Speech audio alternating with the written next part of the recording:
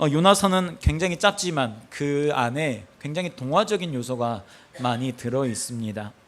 그러나 요나가 우리에게 전하고자 하는 메시지는 굉장히 중요한 메시지들이 있어요. 요나가 물고기 뱃속에 3일 동안 갇혀 있다가 살아나는 모습을 보면서 예수님이 친히 말씀하셨습니다. 그것이 나의 십자가와 부활의 표징이다 라고 말씀하시면서 이 요나의 이야기를 중요하다라고 우리에게 말씀하셨습니다. 뿐만 아니라 요나의 이야기를 보면 신앙생활을 하고 있는 저와 여러분들의 마음, 또 우리 신앙생활의 모습을 들여다볼 수 있는 굉장히 중요한 메시지들이 담겨져 있습니다. 요나 선지자는 하나님의 사랑을 많이 받은 선지자입니다. 그래서 어떤 분은 이렇게 불순종하는 요나의 모습을 보고 마치 막내 아들이 투정 부리는 것 같다라고 이야기하시는 분들도 있어요. 대개 각 가정들을 보면 아들마다 다 다릅니다. 큰 아들이 철이 없으면 둘째 아들이 좀 철이 있고, 또 큰 아들이 철이 있으면 둘째 아들이 철이 없는 게 되게 우리 가정들의 모습이죠. 하여튼 문제가 없는 집안은 없는데 대개는 막내 아들이 철이 없어요. 제가 막내거든요. 막내는 사랑을 많이 받음에도 불구하고 욕심이 많고 또 질투가 많습니다. 대개 효도는 누가 합니까? 부모님에게 인정받지 못하고 구박받는 사람들이 더 효도를 많이 한다고 해요. 왜냐하니까 나중에라도 인정받고 싶은 마음에 그렇게 하지 않나, 그런 생각을 해보게 됩니다. 그래서 여러분, 사랑만 주고 징계가 없으면 안 돼요. 징계는 훈련이거든요. 사랑을 주면 반드시 징계와 함께 그 아이들을 교육을 해야 됩니다. 사랑만 많이 준다고 결코 효도하거나 아이들이 잘 되지 않습니다. 사랑을 많이 받았으면 그만큼의 충성이 있어야 돼요. 사랑을 많이 받았으니까 보답해야 되잖아요. 받는 입장에서는 반드시 충성을 해야 합니다. 선지자 요나는 하나님께 사랑을 많이 받았기 때문에 충성을 더욱더 많이 해야 되는 선지자였었습니다. 요나가 활동했던 시대를 보니까 여로보암 2세 때 북이스라엘에서 활동했던 선지자였습니다. 요나는 하나님이 주신 메시지 가운데에 좋은 메시지를 많이 선포했어요. 다른 선지자들은 왕과 백성들에게 하나님의 심판과 진노가 있을 것이라는 것을 많이 선포했습니다. 사람들은 안 좋은 이야기를 하면 그 사람을 싫어하게 되어 있어요. 그리고 그분들을 별로 좋아하지 않습니다. 그래서 예레미야와 같은 선지자들은 사람들에게 굉장히 미움을 많이 받았던 선지자였습니다. 왜 그래요? 예레미야 선지자가 전한 내용의 대부분이 하나님이 심판하실 거다, 하나님이 진노하셨다라는 심판의 메시지를 대부분 담고 있기 때문에 그렇습니다. 그러나 요나는 하나님께서 좋은 역할을 많이 맡기셨어요. 좋은 이야기, 축복하는 이야기를 많이 맡겼습니다. 그래서 사람들이 요나 선지자를 참 많이 좋아했어요. 그리고 사람들에게 인기가 많은 선지자였습니다. 그런데 어느 날 하나님이 아주 중요한 사명을 요나에게 맡기셨어요. 왜요? 요나에게 그만큼의 사랑을 많이 주셨기 때문에 이 사명은 네가 하라고 하나님이 요나에게 사명을 맡겨주셨습니다. 그 사명이 니느웨에 가서 그들의 죄를 선포하고 그들이 구원받게 하라는 것이었어요. 니느웨에는 예루살렘에서 북동쪽에 있는 당시에 아수르의 수도였던 그 도시였었습니다. 적국이었었어요. 그 나라에 가서 그 회복의 메시지, 회개의 메시지를 전하라는 것이었습니다. 여러분, 요나 선지자에게 이것이 쉬운 일이었을까요? 요나 선지자가 아니라 우리에게 한번 생각을 해보셨으면 좋겠습니다. 우리가 싫어하는 나라, 만약에 여러분이 일본에 대해서 적개심을 가지고 있는데 일본에 가서 그 회개의 메시지를 전하라고 한다면 우리는 선뜻 가서 하나님이 심판하실 겁니다, 회개해야 됩니다 라고 선포할 수 있을까요? 이거 쉽지 않은 일입니다. 왜냐하니까 우리 민족도 우리 민족의 죄를 지적하면 굉장히 힘들어요. 그런데 이방인들이 그 이야기를 들으면 더욱더 나 자신에게 돌아오는 불이익 때문에 그 일에 순종하는 것이 결코 쉽지 않은 일입니다. 요나가 하나님의 말씀, 그 사명에 대해서 확신이 없었던 거예요. 또한 그렇게 하고 싶지도 않은데 그 이유는 우리 원수들이 회개하고 돌아와서 하나님 믿는 것이 요나 마음에 탐탁치 않았던 것입니다. 그래서 요나는 니느웨가 아니라 다시스로 갈 마음을 품게 되었습니다. 다시스는 니느웨에서 정반대 방향에 있었어요. 다시스는 오늘날의 스페인의 땅이었습니다. 바다를 건너서 지중해를 건너가서 당시만 해도 문명의 끝이라고 여겨졌던 그곳으로 가려고 요나가 생각했던 거예요. 그리고 요나가 다시스로 가려고 아침 일찍 요바항으로 향했는데 마침 거기에 니느웨가 아닌 다시스로 가는 배가 기다리고 있었던 것입니다. 요나가 속으로 어떤 생각을 했을까요? 것 봐라, 내가 지금 잘 생각한 거야, 내가 지금 옳은 일을 하고 있는 거야 하면서 의심하지도 않고 그 배를 탔습니다. 그런데 여러분, 일이 잘 된다고 해서 항상 그 일이 복이 아닐 수가 있어요. 그 일의 방향성을 봐야 합니다. 그 방향이, 그 끝이 하나님과 멀어지는 곳이라면, 혹은 멀어지는 그곳이 하나님과 멀어지는 일이라면 그것은 결코 복이 아닌 것입니다. 결과가 그런 거예요. 마침 요나가 탔던 이 배는 다시스로 가는 배가 아니라 폭풍 속으로 들어가는 배였던 것입니다. 우리는 폭풍하면 시련과 고난, 이런 이미지를 대부분 쉽게 떠올립니다. 그래서 그 폭풍이 우리는 나쁜 것이라고 여길 때가 많아요. 그런데 여러분, 그 폭풍들이 우리에게 나쁜 것만은 아닐 때가 많이 있습니다. 그것을 통해서 얻는 것이 있고, 때로는 그 속에서 하나님의 흔적을 발견하기도 합니다. 오늘 말씀을 통해서 먼저 생각할 것은, 첫 번째, 우리는 하나님을 찾는 삶이 되어야 된다는 거예요. 하나님을 찾는 삶이 되어야 합니다. 여러분들은 하나님을 찾고 구하는 삶인가요? 아니면 하나님을 피하고 있는 삶인가요? 적어도 오늘 하나님 앞에 예배를 드린다고 한다면 하나님을 찾고 구하는 삶이라 믿습니다. 그러니까 이곳에 나와서 하나님을 예배하는 것이 아니겠습니까? 하지만 우리가 살다 보면 어떠한 일에 있어서는, 또 어떤 부분에 있어서는 하나님을 피하고 하나님을 생각하고 싶지 않은 경우가 있는 것 같아요. 요나가 그랬습니다. 안타깝게도 하나님을 속이고 그 하나님을 피하는 그러한 선택을 하게 됩니다. 사실 하나님의 뜻은 이스라엘에만 있었어도 그 뜻을 어기는데 충분합니다. 이스라엘에 있고 니느웨 가지 않아도 돼요. 가만히 있어도 되는데 요나가 굳이 요방으로 가서 다시스로 가는 배에 자기의 몸을 실었던 이유가 무엇일까요? 하나님의 얼굴을 피하려고 했다라고 성경은 이야기하고 있습니다. 다시 말해서 그곳에 가면 하나님을 피할 수 있을 것이라고 생각했던 거예요. 땅의 끝으로 가면, 그 구석으로 가면 하나님의 낯을 피해서 숨을 수 있다라고 생각했던 것입니다. 여러분, 그런데 하나님이 이 세상에 안 계신 곳이 있던가요? 하나님이 모르는 일이 이 세상에 있던가요? 그런데 요나가 그런 생각을 하고 그 끝으로 나아갔다라고 성경이 이야기한다는 거예요. 시편 14편 1절 말씀에 어리석은 자는 그 마음에 이르기를 하나님이 없다 하는도다. 그들은 부패하고 그 행실이 가증하니 선을 행하는 자가 없도다. 이렇게 이야기합니다. 성경은 하나님이 없다고 생각하는 사람들을 어리석은 사람들이라고 이야기해요. 그 내용이 뭐예요?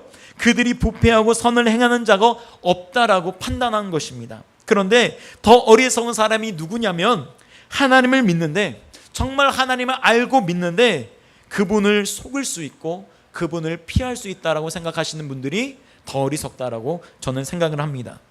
혹시 우리가 잘하려고 했는데 남편에게 잘하고 아내에게 잘하고 또 자녀들을 사랑으로 훈계하고 또 직장 동료를 섬기려고 하는데 잘 안 될 때가 있잖아요. 실수할 수가 있어요. 그러면 그것이 실수라고 생각했을 때에 회개하고 돌이키면 됩니다. 그러면 모든 것이 다 용서가 돼요. 그런데 그것이 죄라는 것을 명백하게도 알매도 불구하고 계속해서 반복적으로 죄를 지어 나가다 보면 하나님을 피할 수 있다라고 착각하고 있는 것입니다. 하나님이 모를 수 있겠지 하고 혼자 스스로 생각하는 것입니다. 요나가 그런 거예요. 그러면 여러분, 요나가 그렇다고 한다면 우리도 역시 그럴 수 있다라는 것이죠. 여러분, 이 시대의 명백한 죄는 두 가지라고 생각을 합니다. 하나는 물질에 대한 지나친 욕심이에요. 아주 지나친 욕심입니다.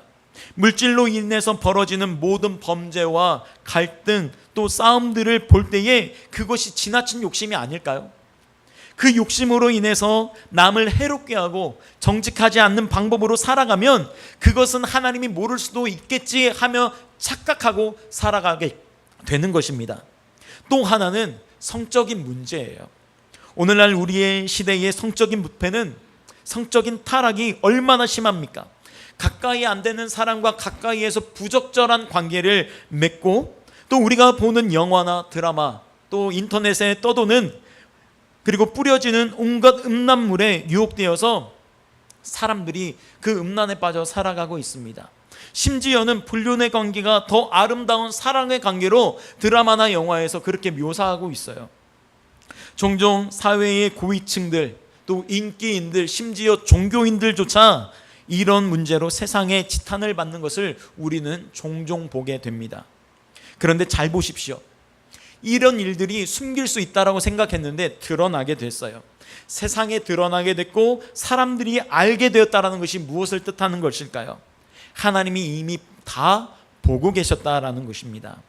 모르겠지 하고 생각했던 일들이 드러나는 것은 이미 하나님이 다 보고 계셨다라는 것을 의미하는 거예요. 또 하나는 그 수치와 비난은 이미 심판받고 있다라는 것입니다. 이미 심판을 받았으니까 드러났고 그들이 수치를 당하고 있는 거예요. 하나님이 모르시는 게 없는 겁니다. 종종 미국에서 여행객들이 산에서 조난당했다라는 이야기를 종종 듣게 돼요. 산에서 조난당했어요. 행방불명 됐다는 거예요. 손에 휴대폰을 다 들고 있잖아요. 휴대폰을 들고 있음에도 불구하고 나라가 워낙에 넓다 보니까 이 난청 지역이 있는 거예요. 통합 불능 지역이 있는 거예요. 그 지역으로 들어가면 이제 위험한 상황인 것입니다. 영적으로도 마찬가지입니다. 우리가 하나님의 음성이 들리지 않는 그곳으로 간다라고 생각하면 위험한 거예요. 왜? 하나님을 우리가 찾지 않기 때문에 그렇습니다. 하나님을 피하고 싶은 상황, 하나님의 음성을 듣고 싶지 않은 상황, 이것이 우리에게 가장 큰 위기의 상황이라는 것입니다. 그러면 반대로 여러분, 성령 충만한 삶은 어떤 삶입니까? 성령 충만한 사람은 세상이 어둡다고 하더라도 하나님의 말씀으로 빛이 되고 또 등불이 되는 삶을 살아가는 사람들입니다. 내 삶에 어두움이 찾아오는 것 같고 혹 하나님이 안 계시는 그런 상황을 겪을지라도 더욱더 적극적으로 하나님을 찾고 부르짖는 삶, 빛으로 나아가는 삶이 성령 충만한 삶인 것입니다. 말씀에서 이렇게 말합니다. 구하라 주실 것이요, 찾으라 찾을 것이요, 문을 두드리라 그리하면 너희에게 열릴 것이니라. 이렇게 간절한 마음으로 하나님을 찾는 삶이 성령 충만한 삶인 것입니다. 예레미야 33장 3절 말씀을 보십시오. 너는 내게 부르짖으라 내가 내게 응답하겠고 내가 알지 못하는 크고 은밀한 일을 내게 보이리라. 하나님을 적극적으로 찾아가서 결국에는 하나님을 만나고야만은 그런 삶을 우리가 살 수 있기를 주님의 이름으로 축복합니다. 그런데 요나가 하나님의 뜻을 거부할 때 하나님이 그 일에 직접적으로 개입하시기 시작하십니다. 하나님이 어떻게 개입하셨습니까? 4절 말씀을 보십시오. 여호와께서 큰 바람을 바다 위에 내리심에 바다 가운데에 큰 폭풍이 일어나 배가 거의 깨지게 된지라.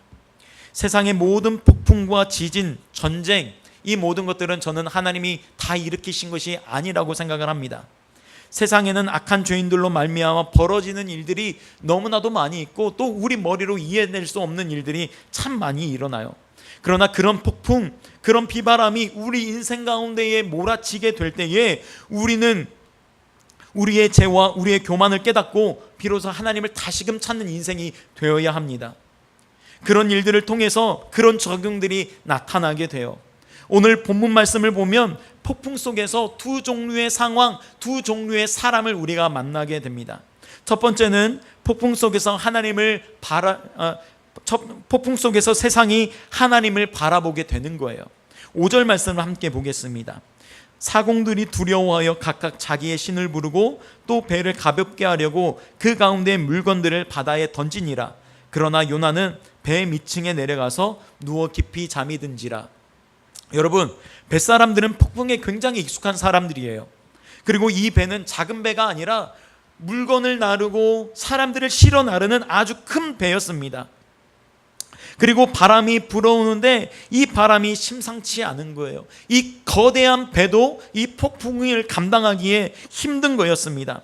그러자 본능적으로 사공들이 두려움에 빠져서 자기 자신들의 신들을 부르기 시작합니다.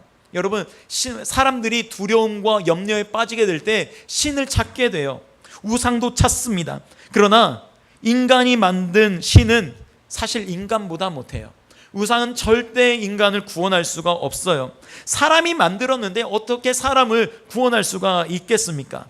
그래서 하나님을 알지 못하는 사람들은, 혹은 우상을 섬기는 사람들은 세상의 문제와 육신의 죽음 앞에서 두려울 수밖에 없는 것입니다. 그 다음에 어떤 반응을 합니까? 배에 있는 사람들이 자신들이 소중하다고 여겼던 그 물건들을 바다에 던지기 시작합니다. 그걸 나르기 위해서 배가 출항한 건데 그 소중한 물건들을 바다에 던지기 시작해요. 왜요? 배를 조금이라도 가볍게 해서 목숨을 살려야 하니까 물건들을 던지기 시작한 겁니다. 여러분, 사람들에게 큰 위기가 찾아오게 되면 그때 비로소 우리의 삶의 중요한 것을 발견하게 됩니다. 무엇이 중요한지 깨닫게 돼요. 없어서는 안 되는 정말 소중한 것이 무엇이었는지 그때 그 위기 앞에서 발견하게 된다는 것입니다. 여러분, 우리에게 가장 중요한 게 뭡니까? 생명 아니겠습니까?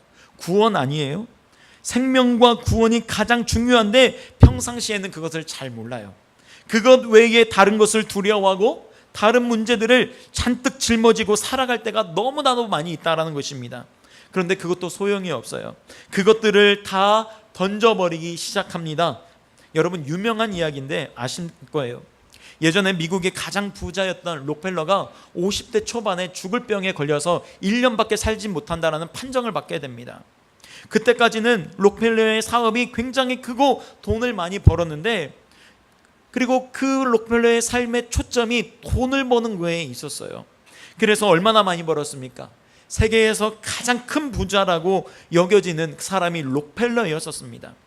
그런데 그가 죽을 병의 진단을 받고 보니까 벌어놓은 돈이 너무나도 아까운 거예요. 이제 그의 초점이 바뀌게 됐습니다. 예전에는 돈을 버는 데에 초점을 두었지만 이제는 돈을 쓰는 데 초점을 맞춘 거예요. 물론 계속 비즈니스는 했습니다. 하지만 돈을 버는 거에서 돈을 쓰는 거에 초점을 바꾸게 되었습니다. 어떻게 쓸 건가? 어떻게 버릴 건가? 그거에 대해서 관심을 갖고 살다가 자선단체를 만들었어요. 병원을 세우고 학교를 세우고 교회를 세우고 그 돈을 쓰는 일이 굉장히 중요하게 여기게 되어져서 돈 쓰는 일에 초점을 맞추고 살아가게 되었습니다. 근데 록펠러가 이 일을 바쁘고 즐겁게 하기 시작한 겁니다. 그 일들이 너무나 재미있다 보니까 그가 1년을 넘어서 2년, 3년, 그가 98세까지 거의 100세에 가까운 삶을 살았다는 것입니다. 쓰는 일이 너무나도 중요한 거예요. 우리의 인생 가운데 풍랑을 만났을 때에 우리 인생에서 무엇이 가장 귀한 것이 무엇인지 깨닫게 되는 것입니다. 때론 이런 생각들을 해봐요. 우리 인생에 고난이 없으면, 우리 삶 가운데에 풍랑이 없으면 어떻게 될까? 우리는 풍랑과 고난이 우리의 삶에 불필요하다라고 생각을 합니다. 그러나 우리의 인생에 풍랑이 불필요하다고 하지만 그 풍랑이 주는, 우리의 삶 속에 주는 유익이 있다라는 거예요. 만약에 풍랑이 없으면 수많은 찌꺼기가 우리의 삶에 차곡차곡 쌓이게 될 것입니다. 풍랑이 없으니까 정화가 되지 않는 거예요. 계속해서 찌꺼기만 쌓여가는 것입니다. 우리에게 풍랑이 오는 것이 불필요해 보여도 하나님께서는 그 풍랑을 통해서 우리의 찌꺼기를 제거하시는 분이십니다. 그 고난이 모든 욕심의 찌꺼기를 다 버리게 하고 더 귀한 것들을 바라보게 하는 거예요. 그것을 발견하게 하는 겁니다. 잠언 25장 4절의 말씀을 함께 보십시오.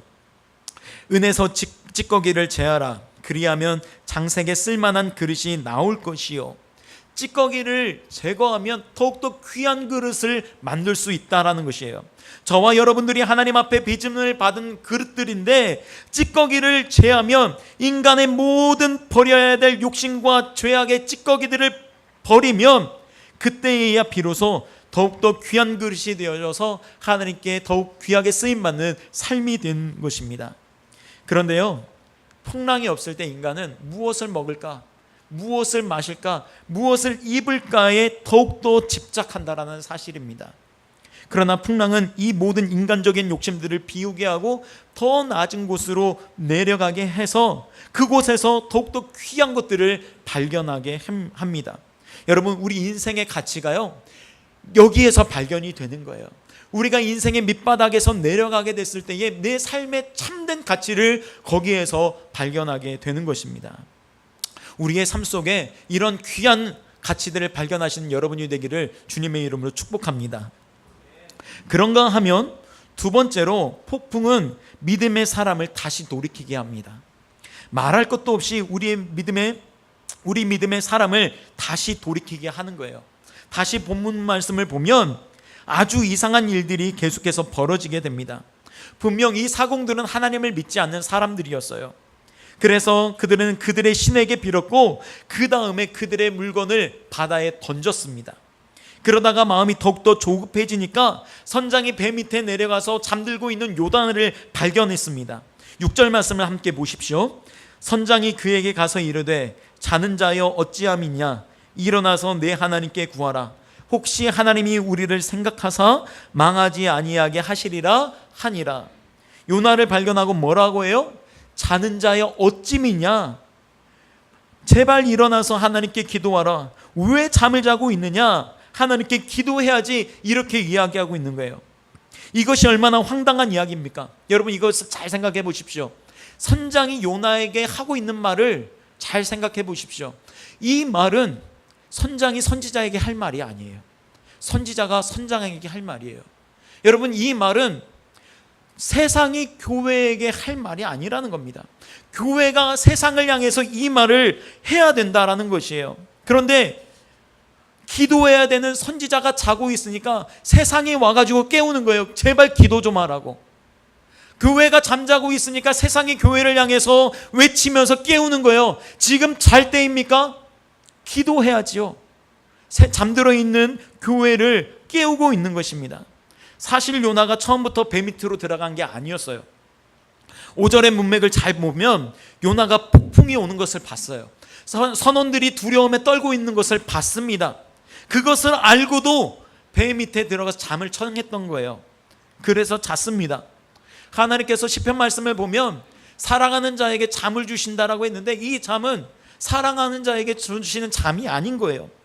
이 잠은 요나가 풍랑을 보고 약간 당황을 하면서 나 때문인가? 이러한 당황하는 마음을 가지고 아닐 거야, 안심한 마음을 가지고 잠들어 버렸던 거예요. 일부러 잠을 들었던 것입니다. 애써 의도적으로 숨은 거예요. 그 위에 있으면 불안하니까 하나님이 찾지 못하는 곳으로 더 깊이 내려간 거예요. 하나님의 음성을 들을 수 없는 더 깊은 배 밑으로 들어가서 다 포기하고 그 자리에서 자버린 겁니다. 그때 찾아왔던 이 선장은 그냥 선장이 아니라 하나님께서 그곳까지 요나를 찾아서 내려오신 겁니다. 그래서 요나를 깨웁니다. 왜 여기서 자고 있니? 여러분, 주님의 사람이 기도해야 하는데 기도하지 않잖아요. 세상 사람들이 우리를 흔들어 깨웁니다. 제발 일어나서 기도 좀 하라고 우리를 흔들어 깨웁니다. 여러분, 우스갯소리로 이런 이야기가 있어요. 어느 배가 출항을 했는데 그 배도 태풍을 만났대요. 선장이 이 일 저 일 해도 되지 않으니까 다급한 마음으로 선원들 중에 교회 다닌 사람을 찾았습니다. 선원 중에 교회 문턱도 밟아본 사람이 아무도 없는 거예요. 근데 선원 한 사람 중에 7년 전에 교회를 가본 사람이 있었던 겁니다. 제가 7년 전에 교회를 한번 가봤습니다. 선장이 그 사람에게 가서 이렇게 이야기합니다. 그래도 네가 우리 중에 영빨이 제일 강하니까 하나님께 기도해봐라. 그랬더니 이 사람이 어쩔 수 없이 기도하는 것입니다. 기도의 내용이 이래요. 하나님, 제가 7년 동안 하나님을 귀찮게 한 적이 있습니까? 이번 한 번만 살려주시면 앞으로 7년 동안 귀찮게 해드리지 않겠습니다. 제발 살려주십시오. 이런 기도를 했다는 것입니다. 여러분, 이게 만약 우리의 모습이라면 얼마나 비통합니까? 이게 만약 우리의 모습이라면 얼마나 슬픕니까? 우리가 기도하지 않으면, 우리가 만일 하나님 앞에 서지 않으면 세상이 기도하라고 우리를 깨운다라는 거예요. 하나님, 7년 동안 하나님을 귀찮게 해드린 적이 있습니까? 만약 우리가 이런 모습이라면 정말 정신 차리고 하나님께 매달려야 합니다. 정말 살려달라고 매달려야 하는 거예요. 요나가 이랬다는 것이죠. 하나님은 우리에게 여러 경로를 통해서 말씀하십니다. 성경을 보면 선지자 발람이 하도 깨닫지 못하니까 하나님께서 나귀의 입을 열어서 선지자에게 말씀하십니다. 나귀의 입을 열어서 선지자에게 깨닫게 해주시는 거예요. 나귀가 왜 깨닫지 못하느냐, 이렇게 이야기합니다. 여러분, 이 상황에서 사공들이 안 되겠다 싶으니까 이제 또 다른 방법을 취합니다. 제비를 뽑기 시작했어요. 요나에게 기도하라고 했는데 요나가 기도를 안 해요. 이번엔 제비를 뽑습니다. 한번 7절 말씀을 보십시오. 그들이 서로 이르되, 자, 우리가 제비를 뽑아 이 재앙이 누구로 말미암아 우리에게 임하였나 알아보자 하고 곧 제비를 뽑으니 제비가 요나에게 뽑힌지라. 여러분, 이 확률을 한번 보십시오. 배 위에 얼마나 많은 사람들이 있겠습니까? 근데 정확하게 누가 뽑아요? 요나가 뽑아요. 제비를 뽑는 것이 썩 좋은 방법은 아닌 것 같은데 하나님이 급하시니까 이 방법을 써서라도 요나에게 정신 차리라고 말씀하고 있는 거예요. 계속된 선원들의 추궁이 이어집니다. 8절 말씀을 보십시오. 무리가 그에게 이르되, 청하건대 이 재앙이 누구 때문에 우리에게 임하였는가 말하라. 내 생업이 무엇이며 내가 어디서 왔으며 내 나라가 어디며 어느 민족에게 속하였느냐 하니, 저는 이 말씀을 보면서 참 의아했어요. 너무나도 재밌습니다. 이 사람들이 굉장히 선하고 착한 사람들이에요.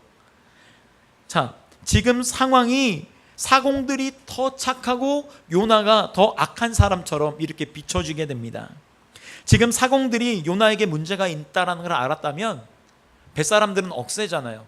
요나를 당장 바다에 던져야 돼요. 그런데 바다에 던지지 않고 오히려 신문합니다. 꼬치꼬치 캐물어요. 묻는데 가만히 생각해 보니까 사공들이 하는 질문이 사공들이 하는 것이 아니라 하나님이 질문하고 있다는 것이죠. 요나야, 도대체 네가 누구냐? 너 지금 무엇을 해야 되는지 아니? 왜 여기서 이러고 있니? 네가 어디로 가야 되느냐? 하나님이 요나에게 계속해서 묻고 계시는 거예요. 하나님이 계속해서 요나를 추적해 오시고 요나에게 말씀하고 계시는 겁니다. 그러나 요나는 숨고 또 숨다가 급기야 이런 상황이 되었을 때, 더 이상 피할 수 없는 그런 상황이 됐을 때 요나가 자기의 죄를 회개하고 하나님 앞에 고백하며 나아갑니다. 자, 9절 말씀을 보십시오. 그가 대답하되, 나는 히브리 사람이요 바다와 육지를 지으신 하늘의 하나님 여호와를 경외하는 자로라 하고, 요나의 대답이 뭐예요? 요나의 대답이 이래요. 나는 히브리 사람이래요. 바다와 육지를 지으신 하늘의 하나님 여호와를 경외하는 자라고 고백하고 있습니다. 신앙 고백이 너무나도 중요해요. 여러분, 신앙 고백만 잘해도 좋은 신자가 됩니다. 여러분, 따라해 보십시다. 신앙 고백이 중요합니다. 이 시간에 예배 말씀 끝나고 기도할 텐데요, 여러분, 주님 앞에 좋은 신앙의 고백을 올려드리길 바랍니다. 바른 신앙의 고백만 잘해도 신앙이 좋은 거예요. 신앙생활을 잘 하는 거예요. 자, 요나가 말 안 듣는 선지자이지만 요나의 신앙이 좋은 게 뭐냐면 그의 고백이 너무나도 탁월해요. 자, 요나가 고백했던 내용을 우리가 두 가지를 우리가 볼 수가 있어요. 첫 번째는 내가 믿는 하나님이 당신들이 구했던 그 신들보다 비교가 되지 않게 크신 하나님이라는 거예요.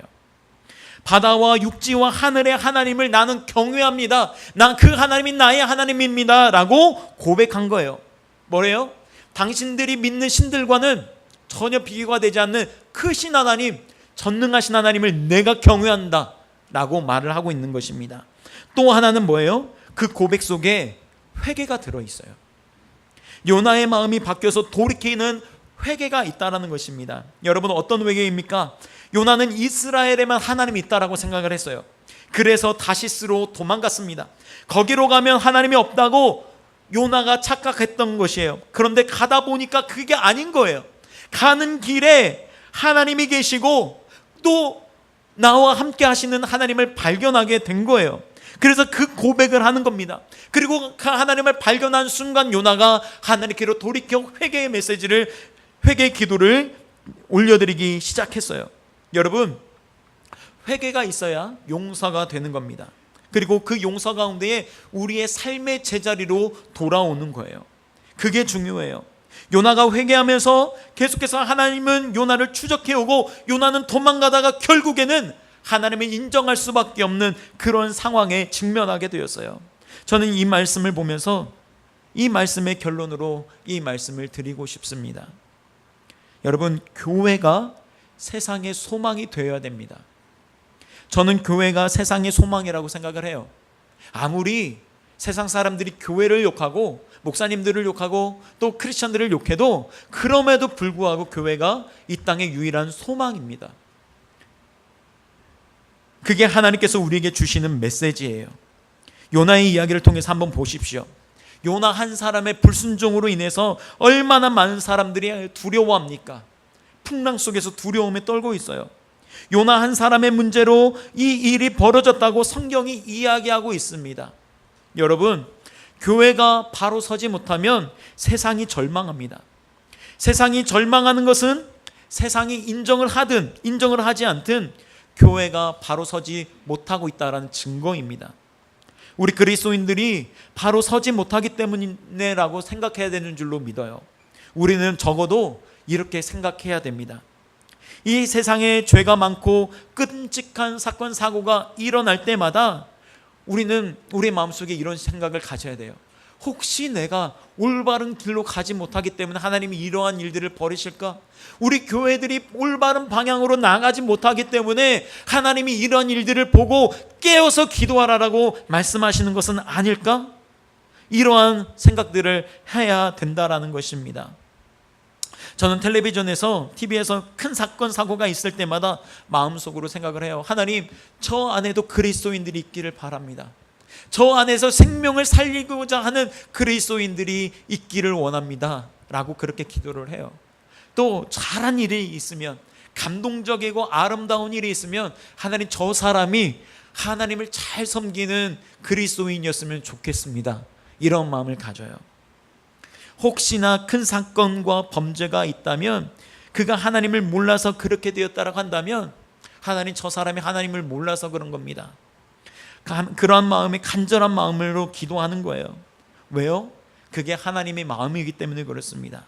이 배의 선원들이 결코 요나보다 착하고 바르게 살았다라고 말하지 못해요. 왜 그렇지 않습니까? 뱃사람들이 얼마나 억세고 난폭합니까? 뱃사람들은 역사적으로 다 억세고 난폭한 사람들이었어요. 그에 비해서 요나는 하나님을 피해서 그 배에 탄 죄밖에 없어요. 이제까지 살아왔던 삶의 질로 보면 요나가 훨씬 더 선하고 또 바른 삶을 살아왔습니다. 그 죄밖에 없는 거예요. 그런데 지금 사공들이 요나를 꾸짖고 있어요. 상황이 바뀌어 버렸어요. 더 죄가 많은 사람들일지도 모른데 그들이 선지자를 꾸짖는 그런 상황이 벌어지게 된 거예요. 10절 말씀을 보십시오. 자기가 여호와의 얼굴을 피함인 줄을 그들에게 말하였으므로 무리가 알고 심히 두려워하여 이르되 내가 어찌하여 그렇게 행하였느니라 하니라. 요나의 이야기를 듣고 뭐라고 해요? 내가 지금 하나님의 말씀을 듣지 않고 이 배에 탔습니다 말해요. 요나가 그 배에 불지른 거 아니에요. 또 그 배에서 사람에게 폭력을 행사한 거 아닙니다. 그냥 그 배에 탄 것밖에 없어요. 그런데 그 배에 탄 것이 하나님의 뜻에 있지 않으니까 사람들이 그것을 안 거예요. 요나가 그것을 안 거예요. 그랬더니 사공이 뭐라고 해요? 당신이 어쩌자고 그런 일을 했어요? 당신이 어쩌자고 하나님의 말씀에 불순종하고 이 배에 탔습니까? 당신은 돌아가야 됩니다. 하나님의 말씀에 순종해서 돌아가야 됩니다라고 이야기하고 있는 거예요. 우리가 바른 길을 가지 못하니까 세상 사람들이 우리에게 그렇게 말하는 거예요. 하나님을 두려워하면서 우리에게 그렇게 이야기합니다. 여러분, 저는 사실 그리스도인들이 교회를 비난하는 것, 또 우리 교인들끼리 서로 욕하고 뜯는 것 별로 좋아하지 않습니다. 그리스도인끼리 서로 비난하는 것을 좋아하지 않아요. 왜요? 우리는 이미 예수님 안에서 한 몸인데 서로 한 몸 된 지체들이 서로 물고 뜯는 것, 그것은 옳지 못한 모습입니다. 그러나 자기가 자기 몸에게 어떻게 그런 나쁜 말을 할 수가 있겠습니까? 그건 좋지 않아요. 그러나 세상 사람들이 교회에게 하는 말을 잘 들어야 돼요. 그들이 우리보다 선해서가 아니에요. 그들이 우리보다 바른 삶을 살아서가 아니에요. 하나님이 그들을 통해서 우리에게 말씀하시기 때문에 우리는 그들의 말을 잘 들어야 합니다. 교회 안에서 있는 일, 우리끼리 있는 일, 그 일들을 세상 사람들이 알고 있다면 그들을 통해서 뭔가 깨닫게 하고 싶으신 거예요. 그러면 그 이야기를 듣고 우리가 하나님 앞에 다시금 돌이킬 수 있는 믿음을 가져야 됩니다. 반드시 돌이켜야 돼요. 우리 주위에 있는 사람들이 당신이 교회 다닌 사람이야? 어떻게 교회 다니는 사람이 이럴 수가 있어? 당신이 교회 집사였어? 집사가 어떻게 이럴 수가 있어? 당신이 목사였어? 목사가 어떻게 이럴 수가 있어? 이런 이야기 들으면 절대로 안 되는 것이죠. 반대로 이런 이야기를 들어야 돼요. 우리가 정말 하나님 앞에 신실하게 살아가다가 당신 그리스도인이죠? 당신 보니까 정말 교회 다니는 사람 같아요. 당신 보니까 하나님이 살아계시는 것 같아요. 당신 보니까 나도 하나님 믿고 싶고, 당신 보니까 나도 교회 가고 싶어요. 이런 말을 들어야 되지 않을까요? 이런 평가와 기대 속에 살아갈 수 있는 여러분이 되시기를 주님의 이름으로 축원합니다.